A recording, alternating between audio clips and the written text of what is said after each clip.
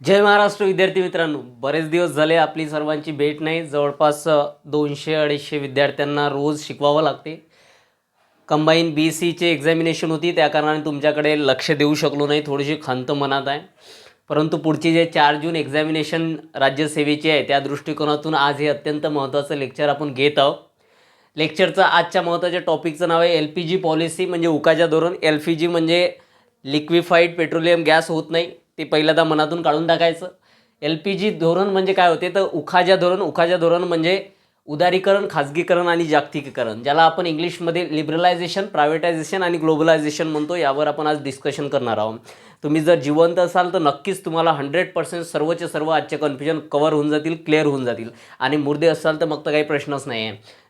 Okay, त्यावर बोलून अर्थ नाही आहे. तर LPG पॉलिसी, उखाजा धोरण भारतात आपल्याला माहीत आहे. तारीख अत्यंत महत्त्वाची आहे, जी आपल्याला लक्षात ठेवावी लागेल.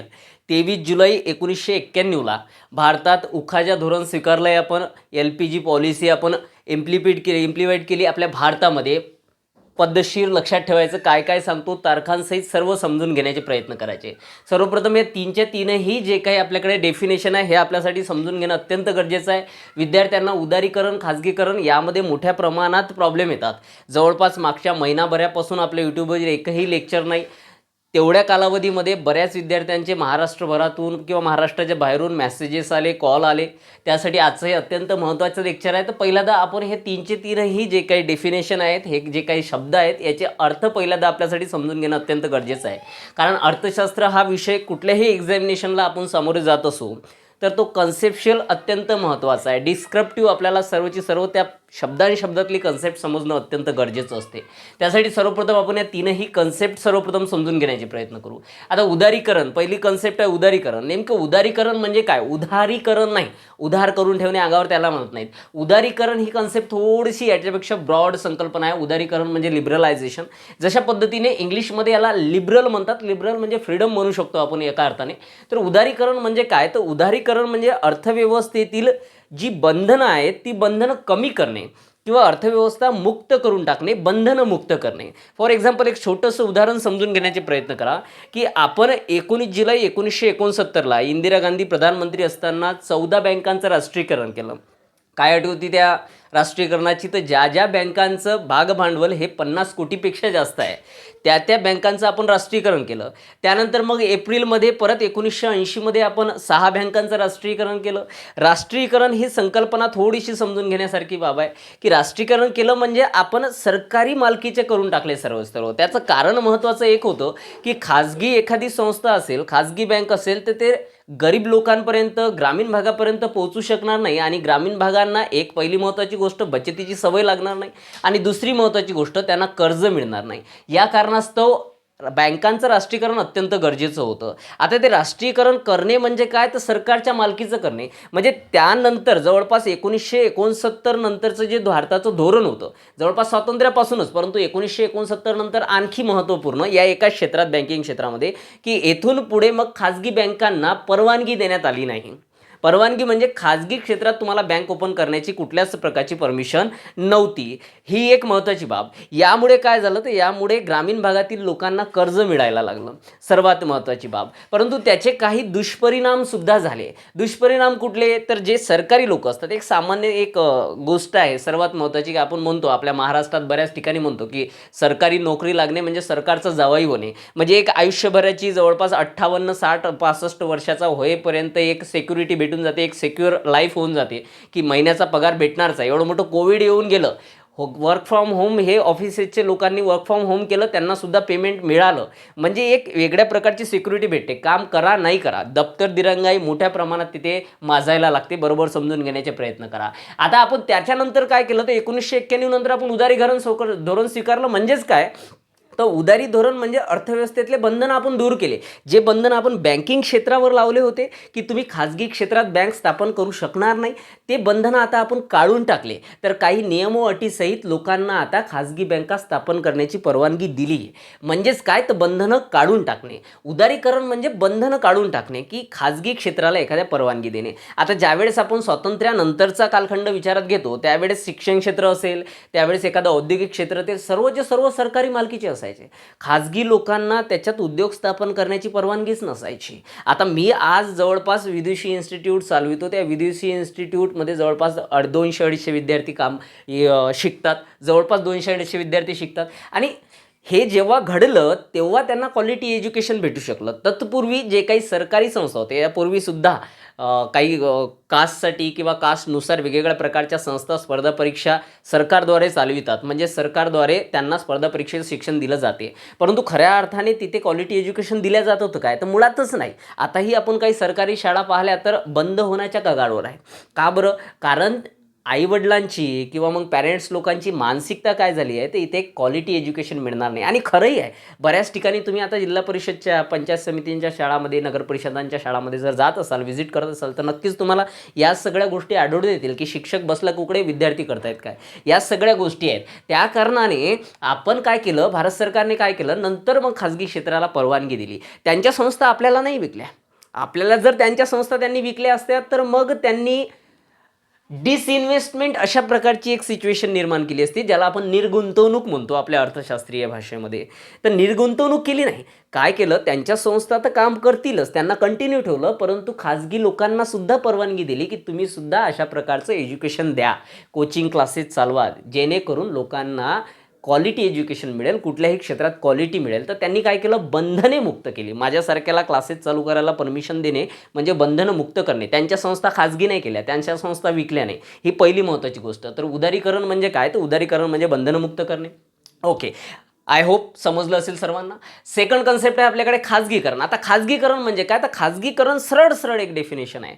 खाजगीकरण म्हणजे डिसइन्व्हेस्टमेंट, म्हणजे निर्गुंतवणूककरण. जशा पद्धतीने आताचं आपलं पूर्णचं पूर्ण सरकार, BSNL असेल, काही विमानतळं असतील किंवा अदर काही संस्था असेल, हे विकण्याच्या मागे लागले. विकणं म्हणजे काय? तर पूर्णपणे विकल्या जात नसते. अंशतः काही खाजगीकरण असते, काही पूर्णतः खाजगीकरण असते. 100% विकून टाकणे त्याला पूर्णतः खाजगीकरण म्हणू आपण. आणि काही प्रमाणात म्हणजे 49% और 50%, 51% विकणे, याला आपण अंशतः खाजगीकरण म्हणू, डिसइन्व्हेस्टमेंट म्हणू. म्हणजेच काय, सरकारच्या मालकीचे उद्योग असतील ते सरळ सरळ खाजगी लोकांना विकून टाकणे, त्याला आपण खाजगीकरण म्हणावं.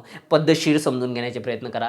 तिसरी महत्त्वाची गोष्ट आहे जागतिकीकरण. आता जागतिकीकरण म्हणजे काय? तर जागतिकीकरण म्हणजे ग्लोबलायझेशन. आता जागतिकीकरण ही अत्यंत महत्त्वपूर्ण संकल्पना आहे, कारण या पूर्ण पॉलिसीचा एकमेव उद्दिष्ट किंवा एकमेव ध्येय कुठलं असेल तर ते जागतिकीकरण असं आहे, ग्लोबलायझेशन असं आहे. आता जागतिकीकरण म्हणजे नेमकं काय?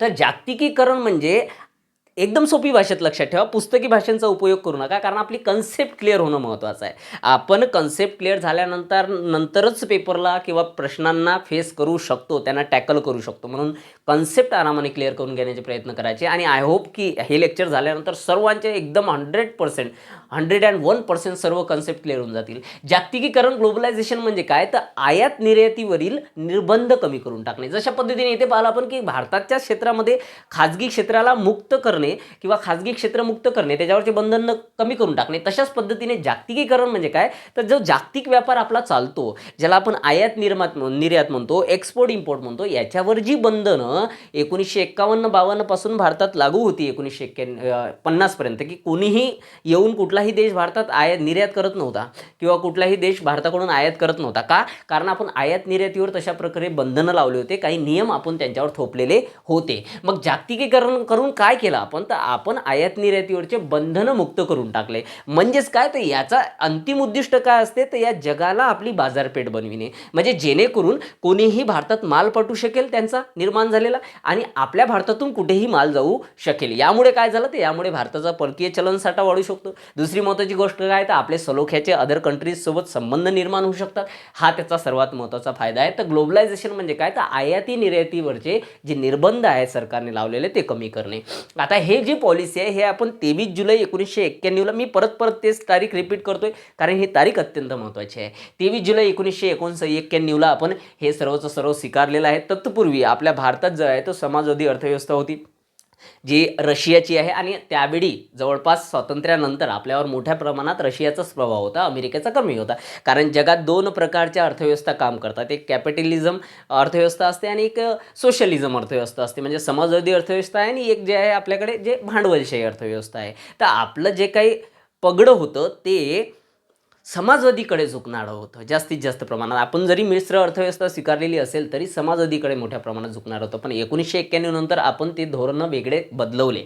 आता हे धोरण स्वीकारण्यात सर्वात महत्त्वाचं कारण काय होतं किंवा कारण होतं की आपल्यावर कोणीतरी हे धोरण थोपविलं, हे अत्यंत महत्त्वाचं आहे, समजणं अत्यंत गरजेचं आहे. म्हणजे याची कारण मीमांसा करणं अत्यंत गरजेचं आहे. कोणी UPSCचा तयारी करत असेल तर त्यांच्यासाठी ते हे अत्यंत महत्त्वाचं आहे, कारण UPSCमध्ये वाय हा सर्वात महत्त्वपूर्ण क्वेश्चन असतो. तर MPSC किंवा अदर स्टेट गव्हर्नमेंटच्या एक्झामिनेशन व्हॉटवर जास्तीत जास्त प्रश्न विचारल्या जातात की काय, आणि MPSC विचारते का आणि कसे. ओके, तर याची कारण मीमांसा होणं गरजेचं आहे की हा आपल्यावर थोपवला तर नाही गेला. तर सर्वात महत्त्वाची गोष्ट कारण याच्यामध्ये समजून घेत असताना पहिलं सर्वात महत्त्वाचं कारण काय आहे, 1991चं जे काही आपण उखाजा किंवा LPG पॉलिसी आपण स्वीकारली त्याचं कारण काय आहे. तर सर्वात महत्त्वाचं कारण आहे 1991च्या भारतात आलेले आर्थिक संकट.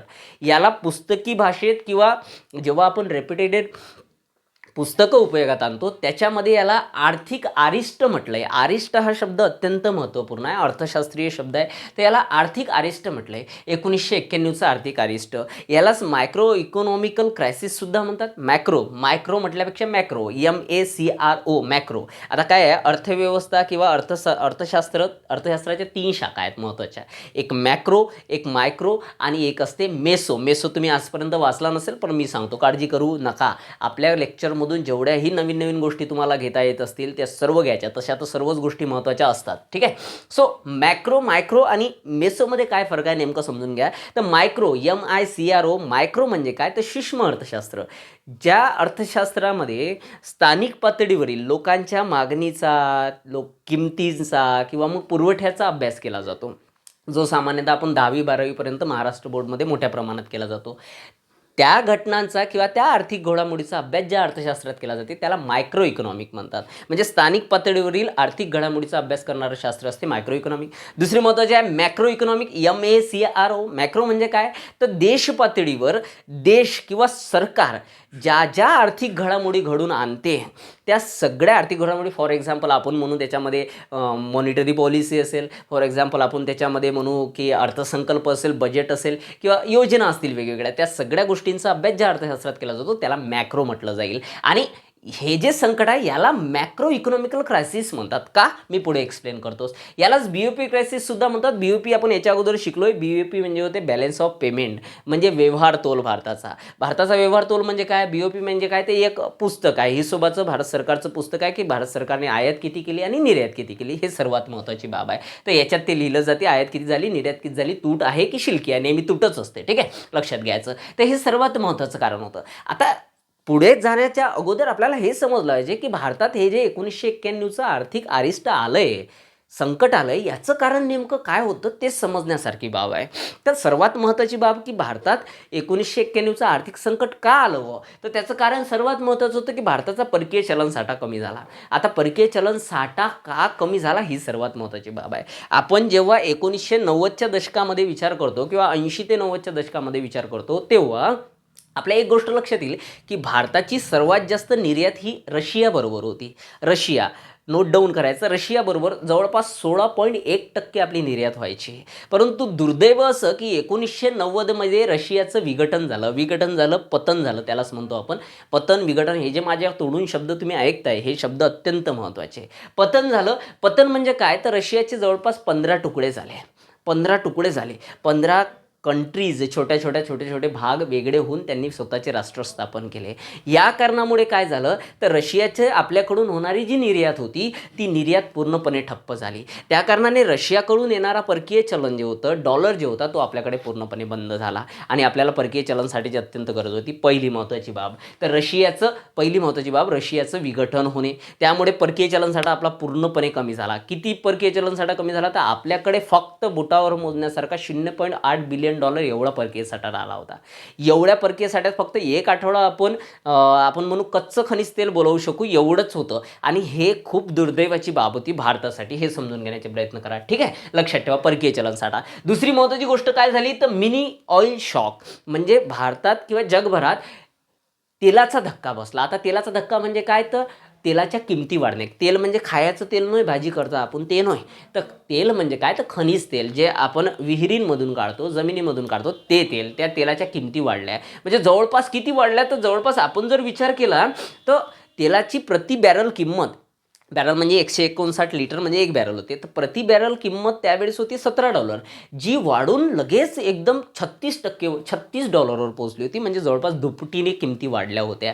या कारणाने काय झालं, आता या कारणाने काय झालं, तर आपल्याकडे येणारं जे तेल होतं किंवा आपल्याला जे तेल बोलावं लागत होतं त्याच्यासाठी आपल्याला परकीय चलन जास्तीत जास्त द्यावं लागत होतं. त्या कारणाने परकीय चलन साठा आपला कमी होत होता. आता या तेलाच्या धक्क्याचं कारण काय होतं थोडक्यात समजून घेण्याचे प्रयत्न करा. जो इराक होता, इराक रशियाचाच एक खालचा इकडला इराण, इराक, पाकिस्तान, कझाकिस्तान या बाजूला देश आहे, भारताच्याच बाजूचा देश आहे इराक. परंतु हे सगळे आखाती देश असल्या कारणाने इथे मोठ्या प्रमाणात खनिज तेल असते. आपण तिकडून आयात करायचो.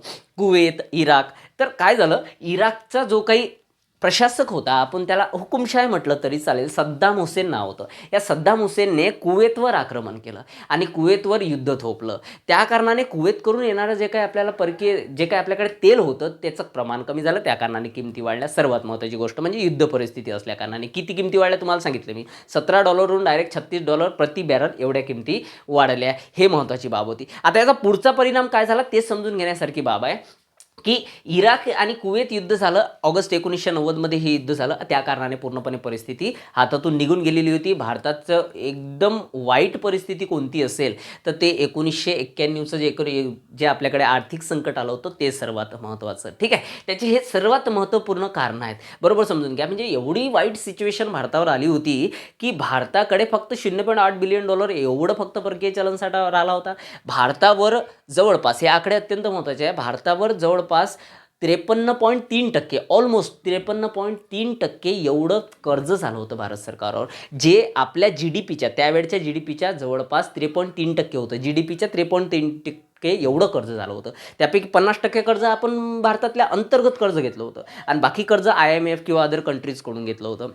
परंतु त्यावेळीची सिच्युएशन कोणी कर्ज द्यायला सुद्धा तयार नव्हतं. एकमेव गोष्ट होती, एकमेव मार्ग होता आपल्याकडे कर्ज घेणे, तो IMF कडून. IMF ही आपल्याला माहिती आहे कुठल्याही गोष्टीसाठी कर्ज देते. वर्ल्ड बँक ही फक्त विकासाच्या आधारावर, विकास करायचा असेल त्यासाठीच कर्ज देते. दोन. कारण काही लोकांचे हे कन्फ्युजन असतात की वर्ल्ड बँक असताना IMFचं काय काम आहे. कारण वर्ल्ड बँक ही फक्त विकासात्मक गोष्टीसाठी, तुम्हाला कोणता विकास घडवून आणायचा असेल, कोणत्या रोगातून मुक्त व्हायचं असेल, कोणत्या योजना राबवायच्या असतील त्याच्यासाठीच कर्ज देते.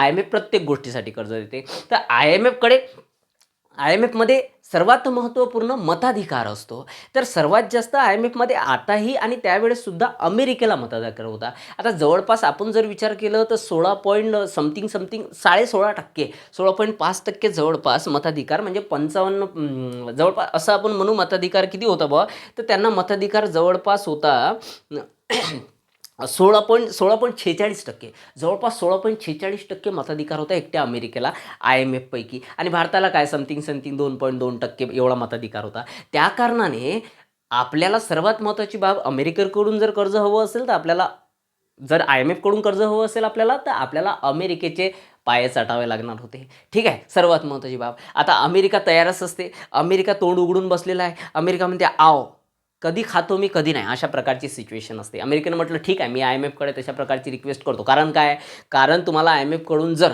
एक्सटेंडेड पॉलिसीनुसार कर्ज पाहिजे असेल, म्हणजे काही एक्स्ट्रा गोष्टीनुसार कर्ज देतात ते, तर त्यानुसार जर पाहिजे असेल तर मी तुम्हाला मतदान करतो. कारण अमेरिकेचं जवळपास 16.46% एवढा मताधिकार होता. आणि IMF कडून जर तुम्हाला कर्ज पाहिजे असेल जवळपास 85% मताधिकाराने तुमचं बिल मान्य झालं पाहिजे. म्हणजे 85% तुम्हाला मतं असले पाहिजे. तर आता मला सांगा, अमेरिकेने जर नाकारलं असतं तर सरळ आपण 83-84वर पोहोचलो असतो. म्हणजे तेवढेच मतं भेटले असते तरी आपल्याला कर्ज भेटलं नसतं. म्हणून अमेरिका गरजेचं होतं. मग आपण ज्यावेळेस अमेरिकेकडे गेलो, आता इथे महत्त्वाची गोष्ट आहे, इथे परकीय चलनसाठा किंवा कुवेत, जे काही इराक कुवेत युद्ध होतं त्याच्याशी रिलेट होऊन जाते. सर्व समजून घेण्याचे प्रयत्न करा. अमेरिकेकडे ज्यावेळेस गेलो आपण, त्यावेळेस अमेरिकेने इराकला सपोर्ट केला होता आणि कुवेतच्या विरुद्ध इराकसोबत सामील झाला होता. त्या कारणाने काय, तर अमेरिका या युद्धात सामील झाल्या कारणाने आणि आपण त्यांच्याकडे गेल्या कारणाने आपली दुपती नसते पाहणार होते. काय आहे, म्हणतात ना की आपण प्रत्येक आयुष्यात जगत असताना कधी लोकांना मजबुरी किंवा आपली वाईट परिस्थिती दाखवली नाही पाहिजे.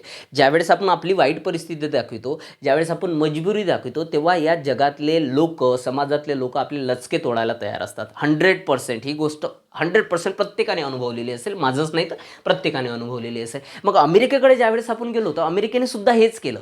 अमेरिकेच्या लक्षात आलं की हे मजबूर आहे, यांना गरज आहे, यांची परिस्थिती खूप वाईट आहे. अमेरिकेने काय म्हटलं, अमेरिकेने एक अट ठेवली. काय म्हणाले, अमेरिका म्हणाली की आम्ही कुवेतवर आक्रमण करू, आम्ही कुवेतवर म्हणजे जे काही आपल्याकडे विमान आहे, लढाऊ विमान, त्यांना आक्रमण करू.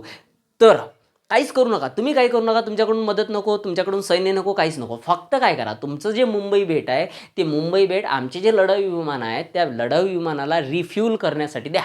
बस, आमचे विमान उतरतील, त्याच्यात रिफ्यूल केला जाईल, म्हणजे त्याच्यात तेल भरलं जाईल, डबल विमानात लागते ते इंधन भरलं जाईल आणि डबल ते आक्रमण करायला तयार होतील. आता भारताची सिच्युएशन अशी होती की आगीतून निघून फुपाट्यात पडणे, कारण इकडे रशियासारखा मैत्रीपूर्ण देश होता, इराण इराकसोबत चांगले संबंध होते आपले, कुवेतसोबतही चांगले संबंध होते आपले, तिथूनही मोठ्या प्रमाणात आयात निर्यात व्हायची आपली. परंतु परिस्थितीत पर्याय नव्हता. भारताने म्हटलं की आम्ही हे करू शकत नाही. अमेरिका म्हणाला ठीक आहे बाबा, नको नको करू, मला काय करायचं आहे, तुला कर्ज पाहिजे असेल तर कर, नाही पाहिजे असेल काही विषयच नाही आहे, नाही पाहिजे असेल नको करू.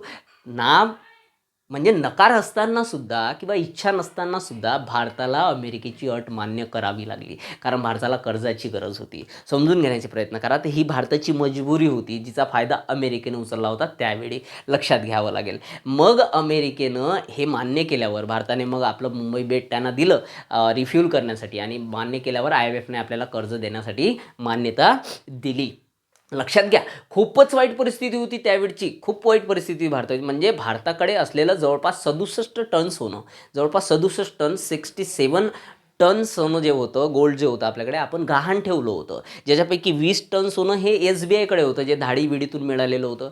ते 20 टन सोनं आपण स्वित्झर्लंडकडे गहाण ठेवलं होतं. अँड देन मग 40 टन जे सोनं होतं ते आपण बँक ऑफ इंग्लंड आणि बँक ऑफ जपानकडे गहाण ठेवलं होतं. म्हणजे एवढी वाईट सिच्युएशन आली होती आपल्यावर. म्हणजे समजून घ्या तुम्ही की आपण छोटे मोठं आपल्या घरात होणाऱ्या व्यवहारात जर एखादी अडचण येत असेल तर आपण गहाण ठेवतो, तशा प्रकारची सिच्युएशन भारत सरकारवर आली होती. किती विचार करण्यासारखी बाब आहे आणि किती दुर्दैवाची बाब आहे, बरोबर समजून घेण्याचे प्रयत्न करा. ठीक आहे, तर या सिच्युएशनमध्ये IMF आपल्याला कर्ज द्यायला तयार झाली, कारण आपण अमेरिकेची अट मान्य केली. आणि IMFने नंतर मग आपल्यासमोर काही अटी ठेवल्या. IMFने काय अटी ठेवल्या की तुमचं जे काही इकॉनॉमिकल स्ट्रक्चर आहे ते तुम्हाला चेंज करावं लागेल, आणि त्याचाच भाग हा आहे. IMFने आपल्याला म्हटलं की तुम्हाला LPG धोरण, तुमची अर्थव्यवस्था मुक्त करावी लागेल. कारण काय, अमेरिका भांडवलशाही देश आहे. अमेरिकेचा मताधिकार असल्या कारणाने IMF त्यांच्या अंतर्गत काम करते. दॅट्स वाय मग हे धोरण आपल्यावर थोपवण्यात आलं, आपण असंही म्हणू शकतो कदाचित, बरोबर समजून घेण्याचे प्रयत्न करा.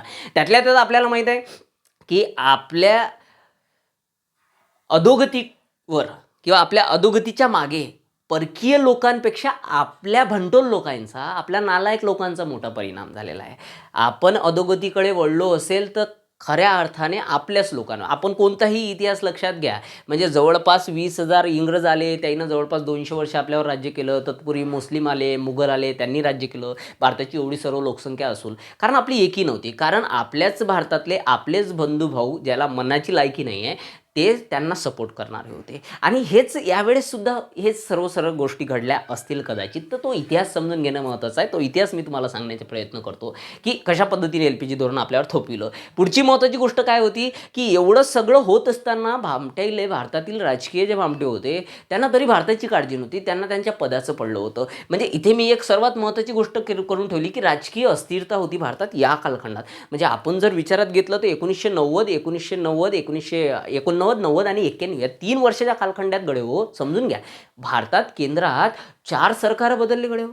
राजीव गांधींचं सरकार होतं. राजीव गांधी खूप मत्सुदी व्यक्ती होते. राजीव गांधींना अगोदरपासूनच माहीत होती की भारतात आर्थिक संकट येणार आहे, 100% येणार आहे. काही अर्थतज्ञांनी त्यांच्यापर्यंत ते सुचवलं सुद्धा होतं, ते त्यांच्या कामात सुद्धा लागले होते. परंतु राजीव गांधीच्याच मंत्रिमंडळातील अर्थमंत्री होते ज्यांना आपण विश्व प्रताप सिंग आपण म्हणतो, VP सिंग म्हणतो. VP सिंगांनी बंडखोरी केली, बाहेर निघाले आणि स्वतःचं सरकार स्थापन केलं. पण सरकार स्थापन करून काही फायदा झाला नाही. जे बाहेरचे लोक होते, भाजपा, जनता दल यांनी जो सपोर्ट केला होता, नंतर काही दिवसातच त्यांनी काढून टाकला. 12 महिने हे सरकार राहिलं. VP सिंगाचं सरकार, राजीव गांधीचं सरकार पडलं, VP सिंगांचं सरकार आलं, पहिलं सरकार बदललं. मग एका वर्षातच काय झालं, ते एका वर्षात लगेच यांनी काय करून टाकलं, सपोर्ट काढून टाकला आणि यांचं सरकारसुद्धा निघून गेलं. VP सिंगाचं सरकारसुद्धा निघून गेलं. मग VP सिंगांचं सरकार निघाल्यानंतर काय झालं, तर जे चंद्रशेखर होते, आपल्याला माहीत आहे, भारताचे प्रधानमंत्री, माजी प्रधानमंत्री, यांच्या अखत्यारीत यांना बाहेरून काँग्रेसने सपोर्ट केला, तेव्हा कुठेतरी चंद्रशेखर यांच्या नेतृत्वात भारतात सरकार स्थापन झालं. परंतु ते 7-8 महिने स्थापन होऊ शकलं, 7-8 महिनेच राहू शकलं. हे सर्वात महत्त्वाचं दुर्दैव होतं की भारत कोणत्या परिस्थितीतून जात होता आणि भारतातील हे राजकीय लोक काय करत होते. हाच इतिहास आहे, बरोबर समजून घेण्याचे प्रयत्न करा. त्या परिस्थितीतून सावरत नाही तर पुढे लगेच मग राजीव गांधींचा मृत्यू झाला. त्यांची लिट्टे या संस्थेनं हत्या घडून आणली. जे काही मानवी बॉम्ब होता पहिला तिथे उपयोगात आणण्यात आला आणि त्यानंतर मग महत्त्वाची बाब होती, अर्थव्यवस्था पूर्णपणे ढासळली. आता मांजरीच्या गळ्यात भंटी कोण बांधीन हे सर्वात महत्त्वाची बाब होती. कोणीच पुढे यायला तयार नव्हतं. सरकारही पडलं. राजीव गांधींचाही मृत्यू झाला. राजीव गांधी असती तर हातात घेतलं असतं. मग करायचं काय नेमकं? काँग्रेसकडे बहुमत होतं. काँग्रेसकडे बहुमत असताना काँग्रेसमध्ये ज्यावेळेस प्रधानमंत्री पदासाठी काँग्रेसच्या अंतर्गत कार्यकारिणीमध्ये मतदान झालं, सर्वात महत्त्वाची बाब सांगतोय मी तुम्हाला, अत्यंत महत्त्वपूर्ण, ज्यामध्ये महाराष्ट्राचा सर्वात महत्त्वाचा उल्लेख आहे. जेव्हा झालं तेव्हा 2 व्यक्ती होते ज्यांना सारखी मतं भेटली होती पंतप्रधान पदासाठी काँग्रेसच्या कार्यकारिणीमध्ये. पहिलं नाव होतं सर्वात महत्त्वाचं PV नरसिम्हा राव. एकदम भयंकर व्यक्ती, ज्यांनी आपल्याला या सगळ्या संकटातून काढलं, पहिलं नाव. दुसरं महत्त्वाचं नाव होतं, अत्यंत महत्त्वाचं, महाराष्ट्राच्या राजकारणातील अत्यंत महत्त्वाचं नाव, ज्यावेळेस त्यांनी जर पुढचं पाऊल टाकलं असतं, त्यांनी जर भारत सरकारचं हातात घेतलं असतं, नेतृत्व केलं असतं, प्रधानमंत्री झाले असते, तर आज ते पूर्ण भारताचे नाही तर जगाचे लाडके नेते म्हणून ओळखले गेले असते. महाराष्ट्राचे तर आहेतच, त्याच्यात आपलं दुमत नाही आहे. शरद पवार. त्यावेळी शरद पवारांना सुद्धा समान मतं पडली होती जेवढी नरसिम्हा यांना मतं पडली होती पंतप्रधान पदासाठी. पण मी बोललो ना तुम्हाला की राजकीय लोक फक्त स्वतःच्या पोळ्या भाजण्यासाठी तयार झालेले असतात. तर शरद पवारांनी याच्यातून काढता पाय घेतला. शरद पवारांनी पद स्वीकारलं नाही. मी आताच बोललो की मांजराच्या गळ्यात घंटी कोण बांधीन, म्हणजे ते काटेरी मुकुट असते ते डोक्यावर कोण चढवणार आहे, अशा प्रकारची सिच्युएशन होती. शरद पवारांनी सरळ नकार देऊन दिला आणि कोण प्रधानमंत्रीसाठी पुढे आलं तर PV नरसिम्हा राव. म्हातारा व्यक्ती. शरद पवार खूप तरुण त्यांच्या तुलनेत. PV नरसिम्हा राव यांनी जबाबदारी स्वीकारली. आता पुढचा महत्त्वाचा होता प्रश्न की पंतप्रधान तर आहे ठीक, पण अर्थमंत्री पाहिजे, कारण अर्थव्यवस्था आपली ढासळलेली आहे. मग पुढे कोण येणार? तर नंतर प्रधानमंत्री जे PV नरसिम्हा राव झाले, त्यांच्या मंत्रिमंडळात अर्थमंत्री झाले डॉक्टर मनमोहन सिंग, ज्यांचा हात नाही तर पुरा पाय आहे ह्या सगळ्या गोष्टीतून भारताला काढण्यात. म्हणून बरेच लोक बोलतात ना, त्यांना बरेच लोक मीम्स म्हणतात त्यांच्यावर की हे करा ते करा, मुके लोक हे ते असं बोलतात. परंतु तो व्यक्ती नसता तर भारत कुठेतरी दिवाळखोरीकडे निघाला असता आणि या भारताचे लसके तोडायला लोक तयार असते. मनमोहन सिंग होते म्हणून या सगळ्या परिस्थितीतून आपण सावरू शकलो. मी 100% अर्ध्या रात्री मला कोणी विचारलं तर हेच गोष्ट मी सांगणार आहोत, बरोबर समजून घेण्याचे प्रयत्न करा. PV नरसिम्हा राव यांनी काय केलं तर स्वतः जे काटेरी मुकुट होतं एवढ्या सगळ्या सिच्युएशनमध्ये, वाईट सिच्युएशनमध्ये प्रधानमंत्री पदावर बसण्याचं, ते घेतलं. अर्थमंत्री मनमोहन सिंग झाले आणि त्या सगळ्या गोष्टीतून आपल्याला सावरून काढलं LPG धोरण स्वीकारून किंवा त्याच्यात वेगवेगळ्या प्रकारच्या पॉलिसी तयार करून. म्हणजे काय? राजकीय अस्थिरता. मी तुम्हाला सांगितलं की भारताचा खूप वाईट इतिहास आहे हा, की भारतातल्याच लोकांनी आपल्याला डुबिलेला आहे. मग प्लासीची लढाई असो की नंतर मग तिसरे पानिपतचे युद्ध असो, मराठा साम्राज्य असेल, अदर काही असतील, आपल्याच लोकांनी आपल्याला लुटलं आहे. दुसऱ्यामध्ये हिंमत नसते. एक वाक्य आहे ना छोटंसं की दुसरे आपल्याला दुःख नाही देऊ शकत, कारण आपल्याला दुःख कोणत्या गोष्टीपासून होते हे दुसऱ्यांना माहीतच नसते, हे जवळच्याच लोकांना माहीत असते. त्या कारणाने तशा प्रकारच्या सिच्युएशन भारतात अगोदरपासून चालत आल्या आहे. सिंधू संस्कृती जर तुम्ही वाचली गडे हो, समजून घ्या की सिंधू संस्कृती हे भारतात होती. भारताची जगभरातली सर्वात प्राचीन संस्कृती, सर्वात समृद्ध संस्कृती. तिची अधोगती का झाली असेल तर आपल्या अशा प्रकारच्या मनोवृत्तीमुळेच झाली असेल. आपला माजुरडेपणा तिथे आड आला असेल. समजून घेण्याचे प्रयत्न करा. आपल्यामध्ये जे काही आगाऊपणा आहे, आपल्याकडे पैसा आला किंवा आपल्याकडे अदर काही गोष्टी आल्या तर आपल्यामध्ये जे अंगात येते, आपल्या अंगात येणे म्हणतात त्याला सामान्य वराडी भाषेत, त्या गोष्टी मोठ्या प्रमाणात असतात. तर आपल्याच लोकांमुळे आपण मागे येत राहतो. तोच सगळा इतिहास आपला आहे. समजून घेण्याचे प्रयत्न करा. त्यानंतर मग LPG धोरण स्वीकारण्याचं आणखी एक महत्त्वाचं कारण काय होतं? तो दप्तर दिरंगाई. आता दप्तर दिरंगाई म्हणजे नेमकं काय गड्या हो, समजून घ्या. तर आपण 1952 नंतर जे काही आपल्याकडे मिश्र अर्थव्यवस्था स्वीकारली, मी तुम्हाला सांगितलं तिचा जोर जो होता तो जास्तीत जास्त समाजवादी अर्थव्यवस्थेकडे होता. म्हणजे सरकारच्या मालकीचं सगळ्या गोष्टी असायच्या. आता उद्योगधंदे सरकारच्या मालकीचे, शाळा कॉलेजेस सरकारच्या मालकीचे, सगळ्या गोष्टी सरकारच्या मालकीच्या. आता मी तुम्हाला सांगितलं की सरकारी नोकरीवर लागला एखादा व्यक्ती, त्याची मानसिकता कशी होऊन जाते, मी सरकारचा जवळ येऊ, मला काहीच फरक पडत नाही. माझा 58 वर्षाचा, 60 वर्षाचा, 65 वर्षाचा होईपर्यंत पगार चालूच आहे. कोण काय करते, पेन्शनही भेटते त्याच्यानंतर, म्हणजे सिक्युरिटी भेटून जाते. त्या कारणाने काम करण्यात मन नसते, एकदम दप्तर दिरंगाई, काम न करणे, काही न करणे. आताही जर आपण एखाद्या सरकारी ठिकाणी गेलो, तुम्ही जा ना, एखाद्या सरकारी बँकेत जा तुम्ही, फॉर एक्झाम्पल आपण म्हणू SBI मध्ये जाऊ, आपण स्टेट बँक ऑफ इंडियामध्ये जा पहा कसे बोलतात ते आपल्यासोबत, शेतकरी लोकांसोबत कसे बोलतात पहा. ते एकदम आपल्याला म्हणजे एकदम थर्ड क्लास समजतात ते लोक. उलट आपल्याच कराच्या पैशावर, आपल्या भरोशावर ते जगत असतात सगळे. का? कारण ते सरकारी आहे, त्यांना सिक्युरिटी भेटलेली आहे. पण त्याच ठिकाणी एखाद्या प्रायव्हेट बँकेमध्ये जा तुम्ही, खुर्ची देतात तुम्हाला बसायला, पाणी घेऊन येतात, मॅनेजरच्या केबिनपर्यंत घेऊन जातात, मॅनेजर एकदम जवळ असल्यासारखा बोलते आपल्यासोबत. कारण हे खाजगी क्षेत्र होय, त्यांना त्यांचा कस्टमर वाढवायचा आहे आणि त्यांना सोयी द्यायच्या आहे. पण सरकारी क्षेत्रात तसं नसते. सरकारी क्षेत्र सोयीकडे लक्ष देत नाही, क्वालिटी किती दूर आला याच्याकडे लक्ष, कारण त्यांचा पगार त्यांना भेटू आला होता.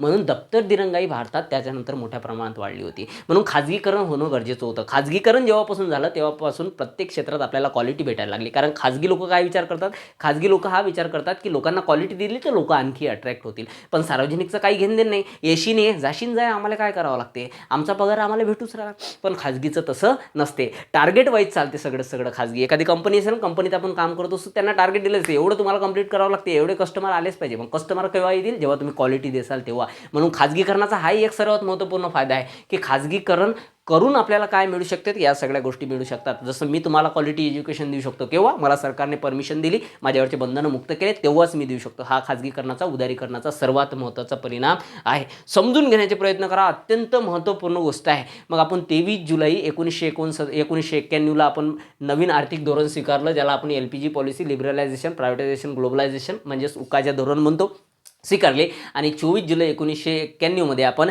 नवीन औद्योगिक धोरण स्वीकारलं. याच्यात दुमत नाही. कशा पद्धतीने आपण ह्या सगळ्या गोष्टी केल्या, त्याचे कारण काय, अत्यंत महत्त्वपूर्ण आहे. इतिहास समजून घेतला तर अत्यंत महत्त्वपूर्ण सर्व गोष्टी आहे.